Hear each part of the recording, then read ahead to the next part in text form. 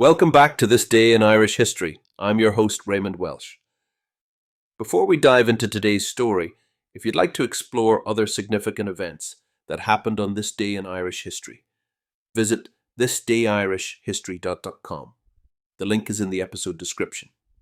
Now, let's journey back to March 22, 1922, a day that marked a deepening divide within the Irish nationalist movement as Rory O'Connor and his faction of the Irish Republican Army, IRA, openly defied the authority of Dáil Éireann, setting in motion events that would lead to the Irish Civil War.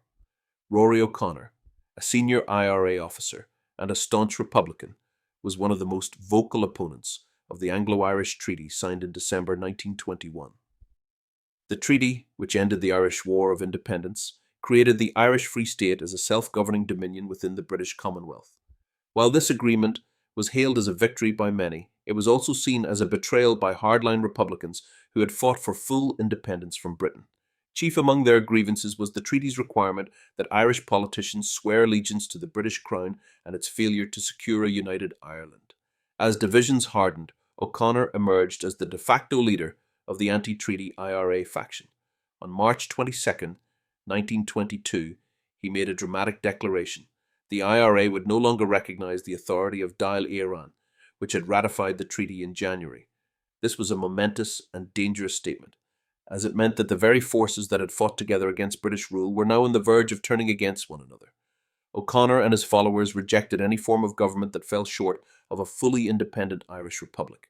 They believed the treaty had been forced upon Ireland under duress, pointing to the implicit threat of renewed British military action should it be rejected.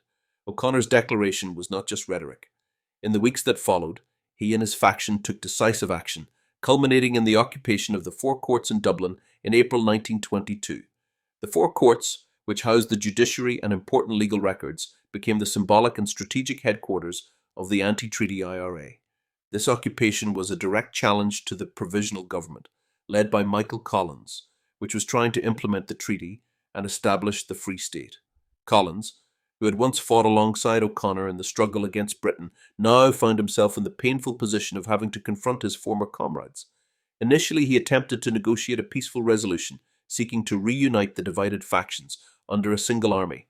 However, as tensions escalated and the new Irish government came under increasing pressure from Britain, the situation became untenable.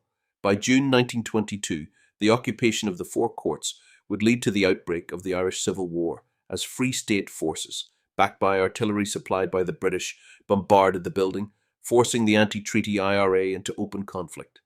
The rebellion, sparked by O'Connor's defiance, ultimately led to months of brutal internecine warfare, pitting former allies against each other and leaving deep scars on Irish society.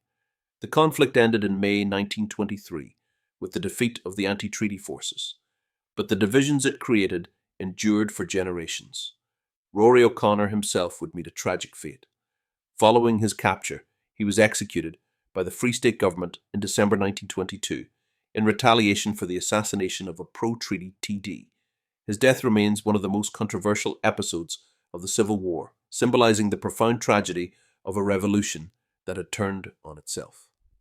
The events of March 22, 1922, serve as a stark reminder of the complexity of Ireland's struggle for independence. What began as a united fight against British rule ultimately fractured along ideological lines, leading to one of the darkest chapters in Irish history. Thank you for joining me on this journey through Ireland's past. Please like and subscribe, and until next time, I'm Raymond Welsh. Slán go fóill.